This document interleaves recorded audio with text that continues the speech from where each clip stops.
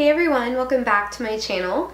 Today I'm going to be sharing with you my top 8 tips for how to get rid of a cold within a week. I want to put a quick disclaimer out there that I am not a medical professional and I'm not telling you to take my advice.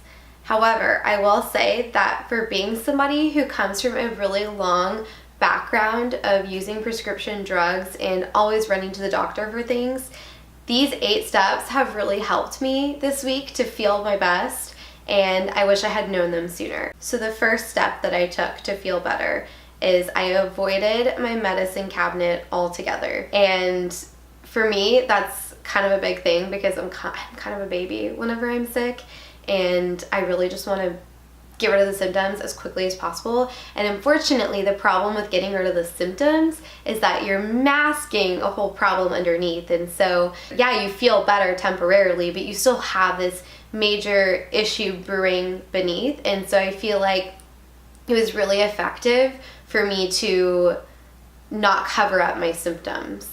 Which leads me to my second tip, which is to use natural decongestants. One of the main things that I used that I felt was the most effective for me was apple cider vinegar. You can get like a huge bottle of it from your store for under 10 bucks. I think that this was maybe like $6. Apple cider vinegar is kind of amazing because it's fermented. So with fermentation comes good bacteria. And obviously when you're sick, you have bad bacteria breeding within your system, and you need to supplement it with good bacteria so it can overcome that bad bacteria. So that's one of the wonderful benefits of apple cider vinegar. But I took notes because I wanted to make sure that I hit every point you guys need to know, because I am a huge Google freak. Like, I WebMD everything, and I know that's horrible, but I just really like to be informed and knowledgeable about things. And yeah, I don't know. I think that especially with natural remedies and stuff, being able to see the underlying reasons of why these like old wives' tales work is just really fascinating to me. So what I have written is that it soothes an achy and itchy throat. It thins the mucus, so natural decongestant, and it creates a more alkaline environment within your body, which is hard for a cold or flu virus to thrive in. And it has acetic acid, which inhibits bacterial growth and promotes good bacteria. So a lot of different defenses are kicking in whenever you're using apple cider vinegar. So it's a really great thing to just add into your water in the morning. Y'all have seen my morning drink in my other videos, and sometimes I'll pop a little bit of this in there too for the probiotic effect. Oh, another thing that I don't have with me because I can't keep them in my fridge for like longer than 2 days is kombucha. Kombucha is fermented tea, and basically it's the same concept. It has the same probiotic effect. So I sip on those as well. Gives me a good excuse to go run out and buy some when I'm sick. Some other natural decongestants you probably already have around your house are some lemon. So lemon helps to reduce mucus. It contains vitamin C, which helps to support your immune system. And then garlic. So this is really not the most appetizing thing in the world, but if you eat like 1 clove of garlic, the active ingredient that is most prevalent within that clove is called I think it's allicin or allicin, and that's the antiviral and antifungal property of the garlic clove. So that's a really awesome way to really kick that cold out of the way right when you start getting it, is to just start chewing on some small garlic cloves every now and then. Just make sure to brush your teeth.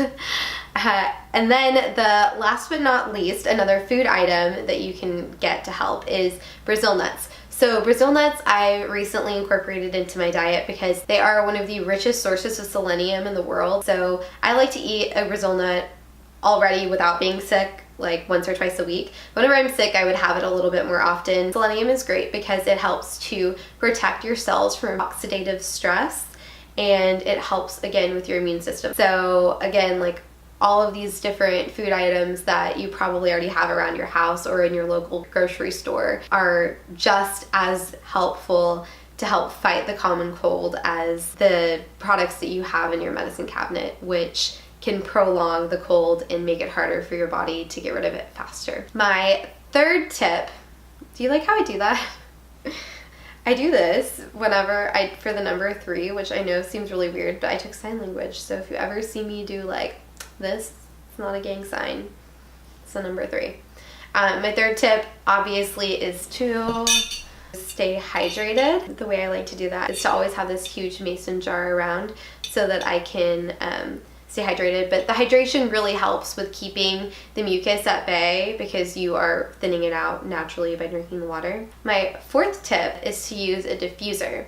So using a diffuser for me kills 2 birds with 1 stone. I use it as a device to help me sleep at night, but especially whenever I'm sick, because the moisture that the diffuser puts back out into the air helps to relieve your sore throat, and it moisturizes your nasal cavity and helps you to sleep better at night. And then I use a couple of essential oil drops into mine, and which is what obviously a diffuser is for. And I just like to use tea tree, which has natural antiviral properties, and lavender, which is supposed to aid in sleep. My 5th tip is to load up on that vitamin C.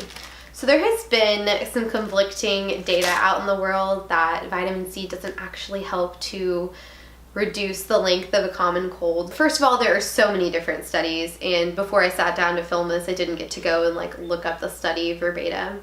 But for me, whenever I'm sick, I'm gonna try whatever is gonna possibly work. So this is all just a major concoction of possible things that can help to alleviate my cold and flu symptoms. So vitamin C is a must for me. So my 6th tip, which is absolutely by far, this freaking bird is so annoying, but probably really happy today. I'm just like, ugh. So my 6th tip is to take a probiotic. And that really just helps to crowd out the bad bacteria by putting in the good bacteria. The probiotic that I just picked up from the store is the Garden of Life Once Daily Women's, which honestly, I was really annoyed by the gender terms. There was like a men's one and a women's one, and I was on the phone with my mom like, why? That's so dumb.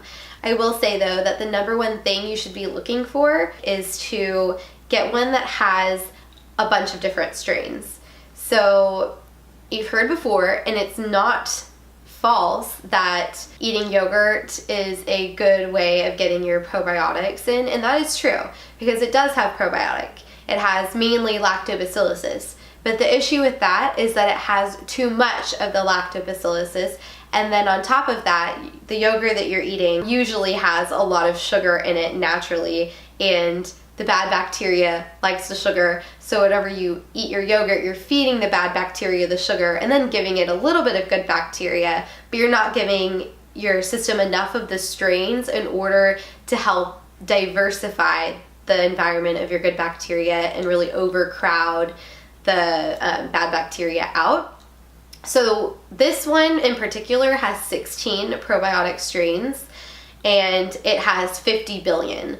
There is a probiotic that I get from a doctor, and that's 100 billion, and that one is by far my favorite, but I'm not going to mention it on camera because I don't think that you can get it from stores or online.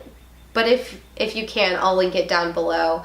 But that one is 100 billion, and that one really helped me to fight a candida issue that I had, and so I've seen the effects of it and that it really works for me. So I took like 2 to 3 of these a day in order to really help over supplement and get the bad bacteria out as quickly as possible. So number 7 may not come as a surprise to you guys, but I like to use herbal teas. It doesn't matter what it is. I just think teas in general, hot liquids, really helps to alleviate the sore throat and the mucus issues that you might be having. And then last but not least, the best tip of all is to get sleep. Your body needs to be rested in order to have the ability to really fight your symptoms. So yeah, that's everything. Thank you so much for watching. I hope that these tips were helpful for you, and please don't forget to subscribe and like this video so that I know what kind of videos to make in the future. I hope you guys are all having a blessed week, and I can't wait to talk to you guys again soon.